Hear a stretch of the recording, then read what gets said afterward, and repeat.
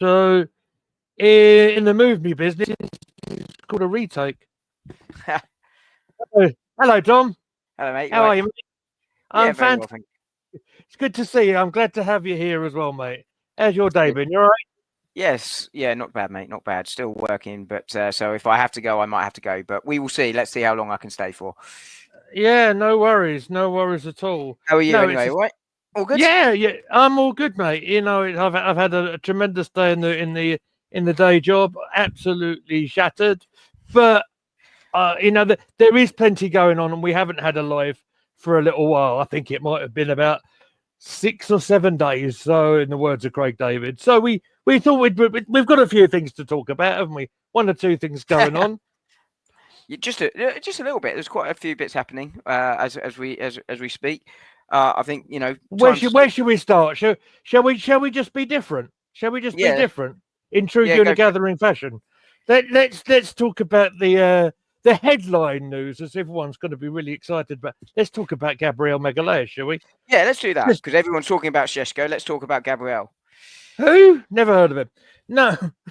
So, as we all know, there's a bit of talk about Gabriel Magalhaes in contract talks. His contract might run out in a couple of years, and talks contract talks are progressing very nicely. Obviously, picked up a rather major hamstring sort of injury, didn't he?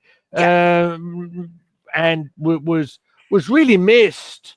You know, in terms of, I say really missed. Well, Kivior came into the side and done well, but yes. I think it's fair to say it's probably been our most consistent player at Arsenal. I think for about 2 or 3 years. Tell me your Um, thoughts there. yeah, I think if you take it over a 3-year period, he's got to, him and Saka have got to sort of be the two most consistent Mm. players over that period. Players like Raya, obviously not been here for the whole 3-year period. Odegaard had 2 good years, one off year, and so I think that's absolutely right. And I think had he stayed fit for the whole season, I think he would have probably been Player of the Year. But he's obviously a player. You're right to say we missed him, but Kivior stepped up really admirably, more than admirably, Yeah, in his absence. But I think this doesn't surprise me. There's been talks about new contracts for him, Odegaard, Wanyeri, Miles Lewis-Skelly, and others been ongoing. Saka as well, been ongoing for a while. And there've been reports that actually Arsenal were confident this was going to get done. So it's no surprise, but I think it's good news. And I think, you know, Arsenal, like all major clubs, getting the PR out at the right time. It's been a difficult season. Now getting it yeah, out when just to sort of lift spirits and lift sort of hopes going into the transfer window and really signalling their intent there. And I think this is part of that. I'm not surprised to see him, likely re-signing. yeah, exactly. Just realised my background wasn't working. Press a button, there it was. So there you go. That's that. That's all. That. It's expected he's going to be back for the start of pre-season training as well, I believe, isn't it? So being that we have one defender in Timber just recovering from his surgery. One has already left, as we know, in Tierney's heading to Celtic. At least if we can get a signature done on that one, at least we'll be a little bit more settled. And there's Yeah, still exactly. questions. There's still questions on Kivior, isn't there? I mean, with him playing a lot of games at the back of the season, I think it adds value to his price tag if indeed he does want to end up leaving the club. I wouldn't do it, but some might. Yeah, no, I agree. So I think we you want to sort of show that solidity and you want to show that you can keep your best players. I think that's really important for attracting players. And I think defensively, Arsenal won't want to sign more than one defender this year. They've got other areas they want to be focusing on. And they say I wouldn't sell both Kivior and Zinchenko. I think it's one or the other because you don't want to necessarily be bringing in two defenders. You just want one. So, I think Gabriel is really, really important signing. And I wonder if this might start a domino effect. And I wonder if a lot of these deals are closer to being done than is being reported, so that Arsenal can sort of go bang, bang, bang, a week or so apart. You know, Yeah. do you remember? I can't remember the players now off the top of my head, but I think it was the sort of English core. So it'd have been British core, Wiltshire, Ramsey, and they got all Yeah. four, Walcott, and they all signed on, on the same day. That sort of thing. Go, hey, look, Ramsey as we well signed was in the in that. last 2 weeks. Yeah, Yeah. exactly. Yeah. I wonder if something like that might be sort of in the offing. For sort of Arsenal, that sort of thing. I'm not necessarily all announced on the same day, but just that trickle effect coming through. Don't know, Yeah. just a theory, but I think Saliba would be the one I'm worried about. I'm not worried Yeah. about the rest signing. I think they will have. No, I agree. I agree. That's the one that we do have a bit of a worry about with the known interest about Real Madrid as well. I mean, I think we've discussed that as well. Before that. Yeah, we probably expect him to sign, but wouldn't be surprised at some stage him going to Madrid. But where we are at a shorter contract length here, it kind of devalues it a little bit, doesn't it? Yeah. I mean, with Saliba, I could see something like a 1-2 year extension to his current deal, and at some point during that deal, he goes to Real Madrid. I think he's always wanted to go to Real Madrid, and I think he will go to Real Madrid. Yeah, yeah. Probably at this stage, I'll say a hello to a few people in the chat. Luca Talks Ball was already in the chat before I even pressed the go live button. He's saying why are we saying signing Sesko? We'll get into it. We'll get into Sesko. Jez is in the chat. Arsenal history and more is there. Cooper is there as well. I know that name from True Gooner, don't I? Yes, right. Yes, I've just messaged you back, Cooper, on your question. So, Yeah, yeah, but hopefully you'll get an answer to it on here too, because your question very similar to Luca's, not the same yeah. but similar. Fair enough. So, right, we've covered the Gabriel. Now, there's talk about some strikers. That's a surprise, isn't it? Let's be surprised that the whole fan base is going into meltdown, shall we? Because there's a camp Gucorez and there's a camp Cisco by the sound of it, and it looks like you're either right for picking one in Gucorez or you're right for picking Cisco. Depends on who you're talking to. Now, I have a you very cover. nuanced position on this one. Well, we'll get into it because you. This is where I promote you as well, yes, because I saw your video earlier on today saying that it wouldn't surprise you if Arsenal are actually talking to the pair of the clubs, both Lisbon and the other one, which will come Leipzig, to Red Leipzig. Bull Leipzig. Thank you. Thank you very much. It's difficult doing this live, isn't it? Yeah, well, this was our talk, wasn't it? Yeah, you haven't got your notes. It's all off the top of me, afro. That's what I love these things, right?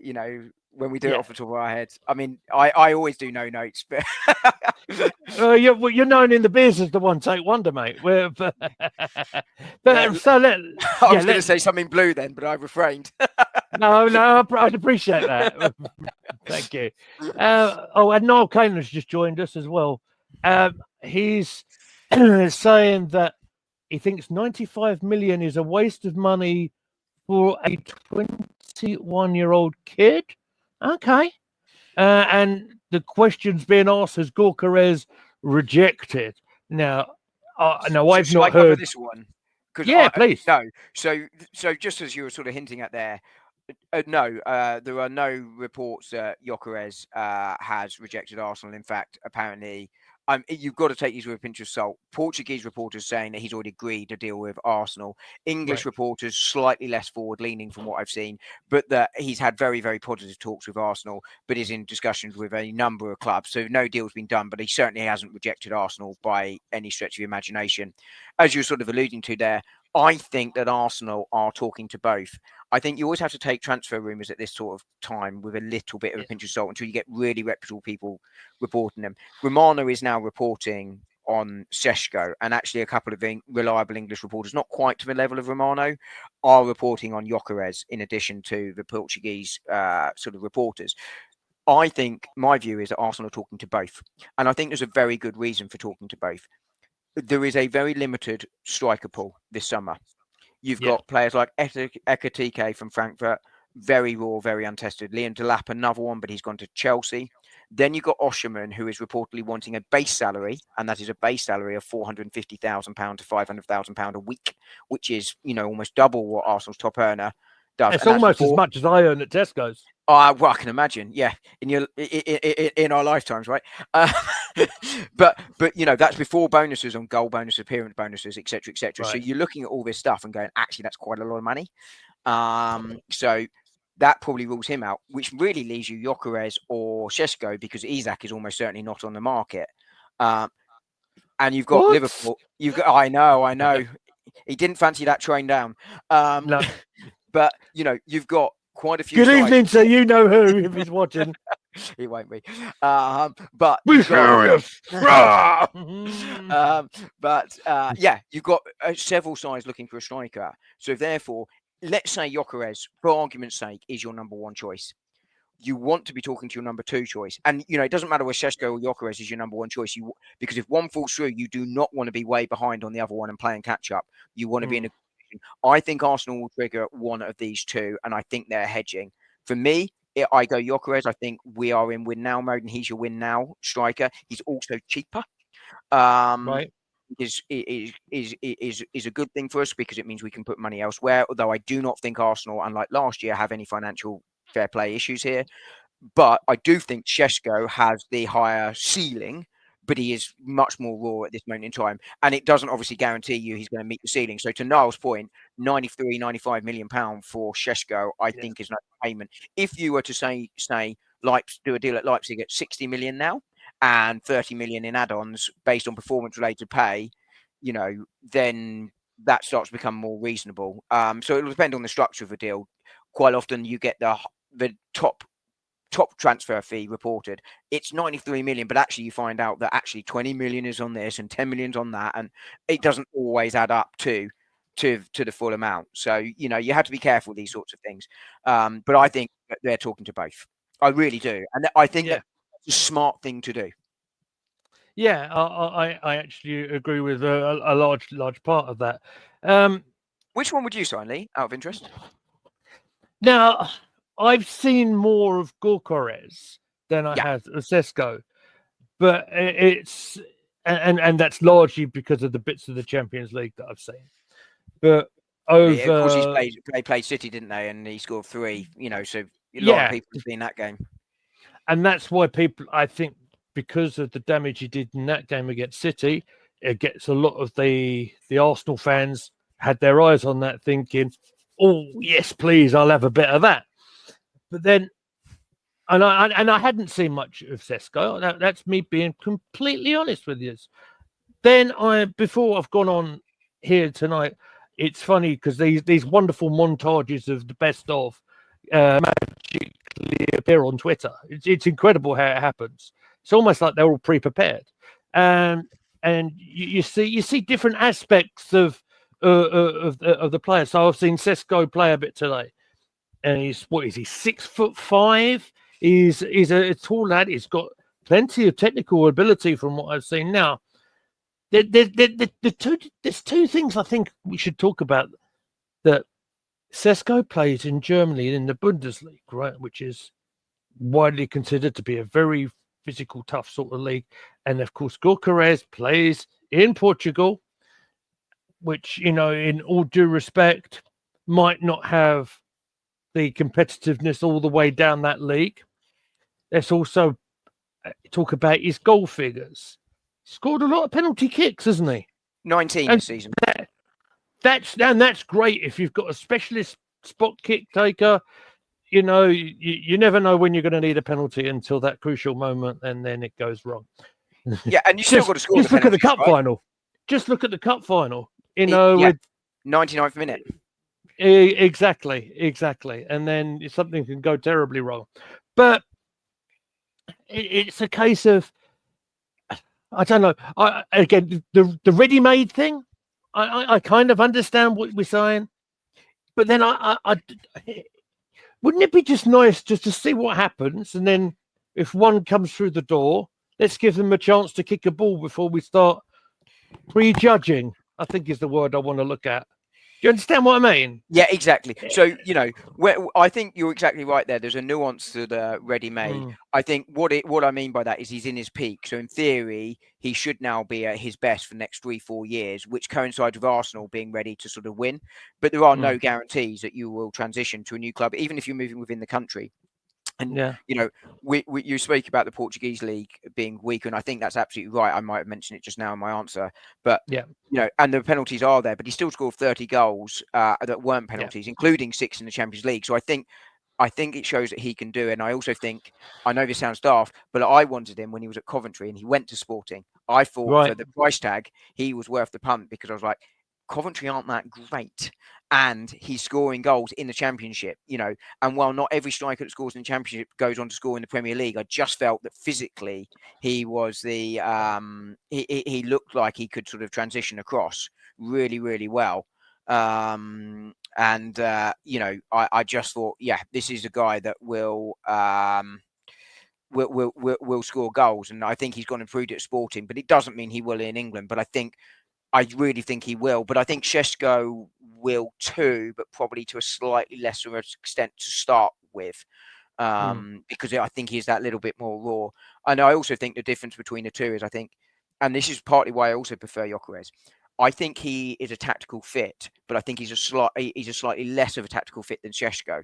I think Šeško is and I'm being very simplistic in this, is a copy and paste of Kai Havertz in many ways. So there's a difference. Is I think he's more willing to take on a shot. I don't think his touch and sort of link up play is quite as good, but similar sort of style of striker is basically what I'm saying. Gyökeres, I think, can do that, but he also likes to drift wide. He, likes to be a little bit more direct, and is certainly very good on the counter attack, but I think has the physical attributes to be effective against low blocks too. But that's slightly different. But I like that because actually it's not totally dissimilar to what we have in Havertz, but it's something slightly different, giving us two options if plan A isn't working. Yeah, and there's no harm in having someone else to supplement what we already have. I'll read Matt's comment up first because that makes sense to me at this stage. Matt saying that I read somewhere that Gyökeres has only scored 5 open play goals against the top half of the Portuguese league. But then again, we balance that up. I don't know if that's actually accurate or not because I haven't seen it. But I don't know. But we have seen him do well in the Champions League as well. At this stage, because we opened with it, and Fabrizio Romano has just tweeted on it with Gabriel Magalhaes. So on the verge of reaching agreement over a long-term deal valid until June 2030. That is a long deal. That's what 4-year extension, 5-year extension. Exactly, and if they can do that with him, well, 3-year extension, but 5-year contract. Yeah, exactly. I mean, that nails down any sort of question there, doesn't it? And it might have been in some fans' mind, including myself, that when we started the season, it was a bit questionable because of a Saudi bid that came in. So if we can get one centre back nailed down and signed, I wonder if the other one would follow. I don't know if I want to spend too much time about that because we kind of moved on from it. But yeah, I mean, I think Gabriel, that's basically him saying, I'm here for the duration, right? I believe in this and I'm here. I'm going to not end my career here, but I'm going to end the better part of my career here, which I think says a lot about what's going on. Yeah, exactly. And Matt says here, that'd be great news about Big Gabby. Right. So I've probably got about 5 minutes, mate, and then I'm going to have to drop back to work. I'm so sorry. No, it's fine, mate. I wasn't going to go long on this because I wanted to cover the Gabriel one and talk about the strikers. I have another theory. Go on, theory. Yeah, go for it. Talking of the strikers, what if Arsenal signed, say, Šeško, who people were saying is maybe not the raw article, if you like. What if we signed another experienced player? It might be on a slightly different age bracket from a club that might be needing a bit of money because they haven't got Champions League. They haven't got Champions League football. What about if that happens? When you imagine if we have a front line of Watkins, Havertz, and Šeško plus Martinelli, I would imagine Trossard probably stays. And then, of course, you can back it up with the natural Spanish forward as well, Marino.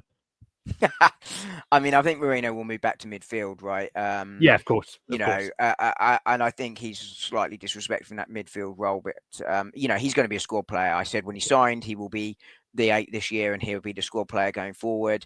I was slightly wrong on the 8 this year because you know things didn't work out that way with the injuries, and Yeah, then he moved to front. You know, but I want and Thomas Partey stayed fit as well. You know, so you know, none of those things were probably expected. no, But you know, I'm not sure on Watkins. I think there's two reasons for it. I think one, you know, I think whether you like Havertz or not, he's going to get minutes, and I think Havertz will get minutes. You know, possibly sort of wide subbing for Saka a little bit, or covering for Odegaard with Wanyeri. I also think he'll get minutes in the number 9 role. You know, I think he'll start yeah, the I do. season as number 9 and then transition out into the squad player, which is what I always thought he'd come when he signed. But I think Yeah, he's a very good squad player to have.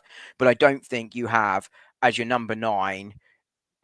You know, you'll have Jesus in theory back in January. I don't think you have Havertz, Gyökeres, and Watkins. I think Arsenal are better off putting that money towards a wide forward for a start. Secondly, why help out Villa at this point? You know, well, I don't know if it's helping them out because it will be taken away one of the top scorers. well, it won't, but they're going to have to do something, right? So Yeah. you're right; they're going to lose a top scorer, and they're going to have to replace that somehow. Mm. But you know, Watkins after this summer, his value plummets dramatically, you know, because his contract will be 1 year lower. He'll be a 1 year older. I think Watkins is a really good player, but I think Arsenal should be aiming higher than that and longer term than that. And secondly, I think you're giving them 50 million plus this summer. Let's not make it easy for them, right? I think someone probably will, and it will be fine. But I think for all those reasons, you don't do that. So basically, you're raising your standards. That's what you're saying. I think Arsenal are raising the squad standard. Yeah. It's going to be one of our catchphrases. It's going to be our new catchphrase. Yeah, no, I got it. But absolutely. Shall I ask another question, or do you want to shoot I've off, got 4 minutes, and then I will okay. need to go and do something. As advertised, I thought I might have to drop, and I do. Okay, no problem. Right, I'll try and keep it really quick because it's going to be. I want to talk about Zubimendi very briefly because he's the one that is probably expected to come in next week. Question marks, maybe. Delayed. Yeah. Tell us why it might be delayed, if you could. Did you clock this earlier? I messaged you, didn't I? So yeah, you did. So Zubimendi looks like it's going to be done, right? I don't. There's not going to be a problem with it. Assuming he passes medical, which he will. Arsenal are negotiating a fee rather than triggering a release clause for FFP reasons. You can stagger the payment. It's also in Sociedad's interest to do that. So there's not going to be an issue with that. But there is an issue about when the first payment is made. Sociedad, by all accounts, keen to have it into the next financial year because they have 2 big sales in this financial year period. FFP is over 3 years, so by getting over 2, that really, really helps them sort of keep their books looking healthy. Arsenal don't have a lot of money, but would like to get some of the money into this year because they do have a little bit of flex that they can use. So they'd like to try and use that there. So that seems to be the sticking point. I suspect a deal will be done where Arsenal will lower the first payment to Sociedad and make a bigger second payment, and something like that will happen. There are no suggestions at all that this is going to fall through. Hopefully, he has already signed the contract subject to the agreement of the price, because at that point he can't back out. But given his history, there will always be a concern until this guy comes through the door, because he pulled out of talks with clubs last year, then changed his mind, looked like he's going to Liverpool, and then pulled out again on Liverpool. So, you know, that's the only concern there. But by all accounts, there's going to be no issue between Arsenal and Sociedad. It's a bit like the Calafiori one last year, although that was complicated by Bologna having to talk to his previous club because they owed a future payment there about the structure. So that became even more complicated. But Arsenal have a good relationship with Sociedad. There's going to be no issues. No one is reporting there's going to be an issue here, but it could delay the signing of it. Plus, he's going to be playing for Spain in the the Nations League, so that could delay it as well, because he's going to be focused on that. So I don't think this is going to be announced soon, but I don't think any of us need to worry. Yeah, fair enough. There is a question of how much Zubimendi will change our playing style as well, because he plays somewhat deeper. would it free up the likes of Martin Odegaard and stuff, and maybe free up some of the wider positions as well? Do you think? Interesting, because I think Partey plays relatively deep too. I'd like to see Odegaard a little bit closer to the strikers, to be fair. I really would. But, he plays in a slightly different style to Partey, so he's slightly less physical. He sort of relies on reading the game more, sort of a bit more like Rodri.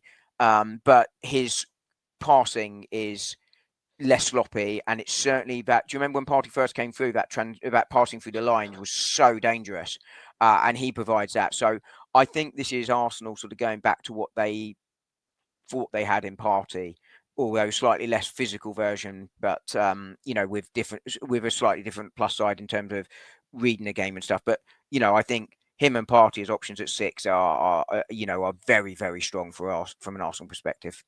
Yeah, as like I said, with Marino there as well. Marino will be the ball carrier if Rice is unavailable, right? Precisely.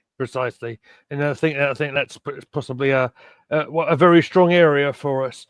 I'd like to see a more attacking option brought in there, though. I really would, as a sort of option. I'm a big fan of Eze, because I think you can play him on the left if you need to, and you can play him as a left 8.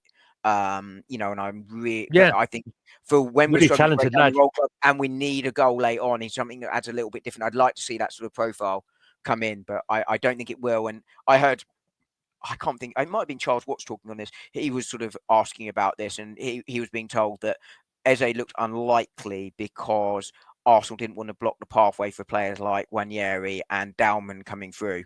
So there's logic to that. So Arsenal, we recognise we need this, but also we don't want to block this pathway for these two talented youngsters.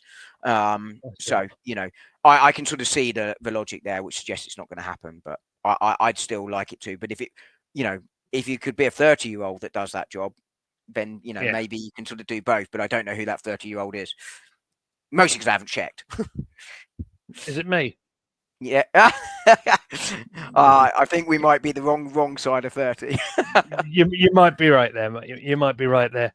I just said, obviously, I know you're going to get back to work in a moment, so I think we will end up. I am about to attend to family business as well, so it's a short stream today. Maybe we'll have more of these sort of these lives, but they'll be slightly shorter over the closed season. We do have a couple of things sort of in the works, shall we say, for some pre-records to come out over the summer as well. I must give you an opportunity to plug anything that you might have ready to go out for the morning potentially. I don't have anything for the morning because I put out a video just now on Šeško and Gyökeres. But I might have something sort of after work. I might record something. But I think we've just covered the news, but I might just cover Gabriel's contract and put that out in the morning. And sort of what I think that means going forward. But, normally there's a short out most mornings at 8. I suspect that will drop off slightly in the off season. But, hey, there's a lot of news today that we weren't expecting, Lee, which is why we're suddenly live. Exactly. As you close towards 150 subs on Arsenal Domination, many congratulations. Many congratulations on that. If you can help Gooner Gathering get closer to the 500, I think we're on 417, I believe it is now. So yes, it's all good stuff. We gained a couple of subs today, I understand. So I only got amazing. One today. You're 2-1 up, Lee. 2-1 up. Absolutely. But we're just about going to wrap this up. I think I will neaten the start of this up on StreamYards in a little bit, so we don't have that big gap at the start.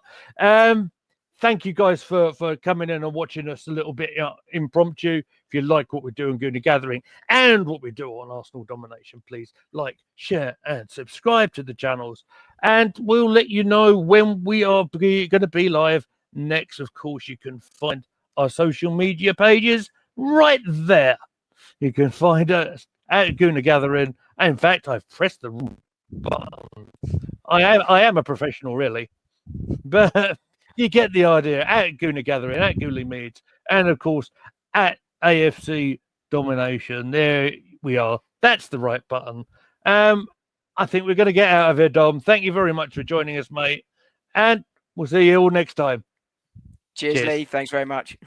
Cheers, Dom.